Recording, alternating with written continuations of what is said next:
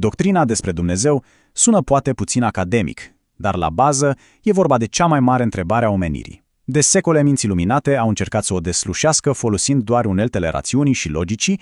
E bine, exact în această căutare ne vom aventura și noi astăzi. Și iată întrebarea cheie, cea care a stat pe buzele multor mari gânditori. Poate rațiunea singură să ne ofere un răspuns clar, un da sau nu definitiv în privința existenței lui Dumnezeu?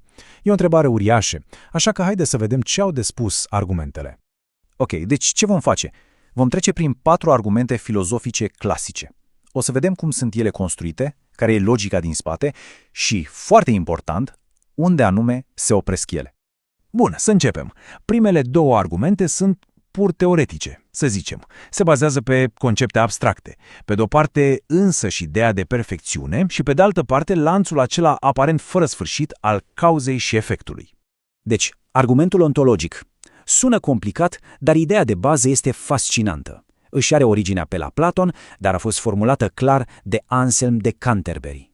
El spune cam așa: simplul fapt că ne putem imagina o ființă absolut perfectă înseamnă că acea ființă trebuie să existe. Este un argument pur mental. Și aici vedem exact cum funcționează logica lui Anselm. E ca un domino. Primul pas. Definim pe Dumnezeu ca fiind cea mai măreață ființă la care ne putem gândi. Simplu. Pasul 2, și aici e cheia. O ființă care există în realitate este, evident, mai măreață decât una care există doar în imaginație, nu? Și atunci, concluzia vine de la sine. Pentru ca Dumnezeu să fie cu adevărat cea mai măreață ființă imaginabilă, El nu poate fi doar o idee, trebuie să existe și în realitate. Altfel, însăși definiția s-ar contrazice. Ok, lăsăm puțin deoparte conceptele abstracte și trecem la ceva mai palpabil, la universul din jurul nostru. Aici intervine argumentul cosmologic. Premiza e de bun simț. Orice efect are o cauză. Nimic nu apare pur și simplu din nimic. Dacă mergem înapoi pe acest lanț al cauzelor, la un moment dat trebuie să ajungem la o primă cauză, nu? O cauză care nu a fost la rândul ei cauzată de altceva.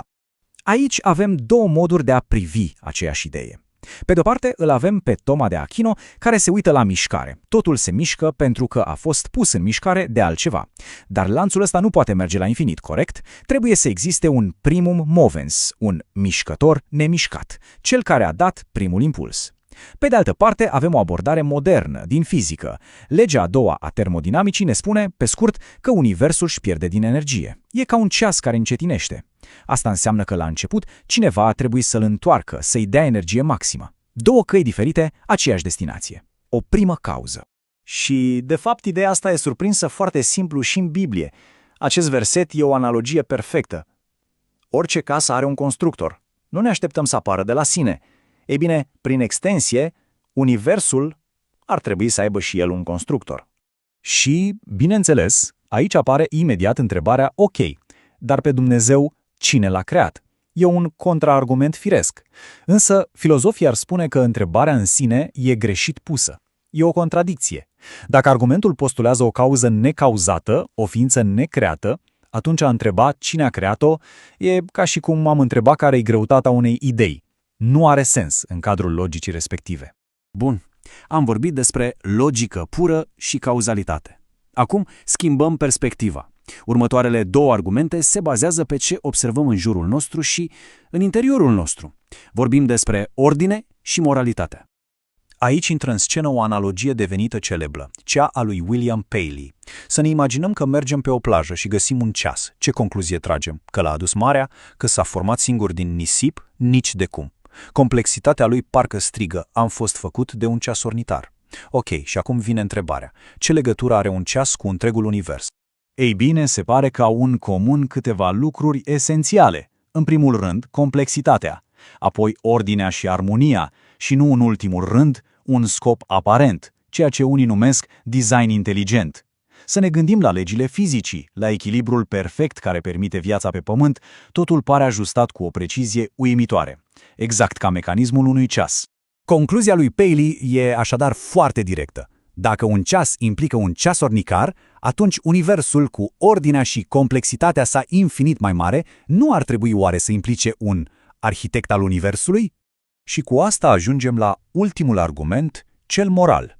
Acesta, dezvoltat în special de Immanuel Kant, face un salt. Nu se mai uită la stele, ci se uită în interiorul omului, la conștiință. Punctul de plecare e ceva ce pare universal. Toți avem un simț al binelui și al răului, o busolă morală interioară. Și întrebarea e, de unde vine asta? De ce peste tot în lume, în culturi complet diferite, există această idee că binele merită răsplătit și răul trebuie pedepsit? De unde setea asta de dreptate, mai ales când vedem atâta nedreptate în jur? Argumentul moral încearcă să găsească sursa. Să fie universul material, greu de crezut, moralitatea nu e ceva ce poți atinge.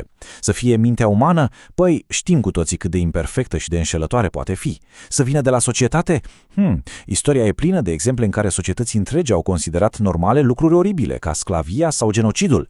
Deci, eliminând aceste variante, concluzia argumentului este că acest simț moral universal trebuie să vină de la o sursă superioară, o ființă morală perfectă, un dătător al legii morale.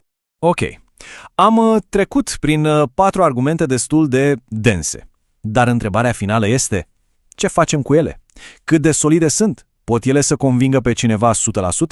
Haideți să punem în balanță valoarea și, desigur, limitele lor.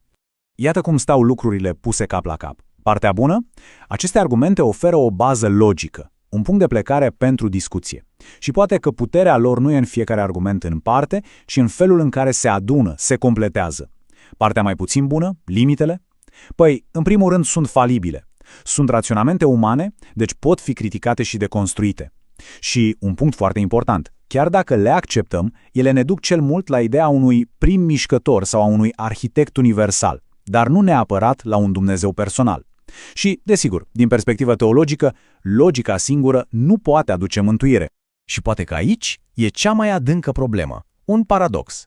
Putem noi, cu o unealtă imperfectă, și anume rațiunea umană afectată de greșeli și de preconcepții, să înțelegem și să demonstrăm ceva considerat a fi perfect? E ca și cum am încercat să măsurăm un atom cu o riglă de tâmplărie.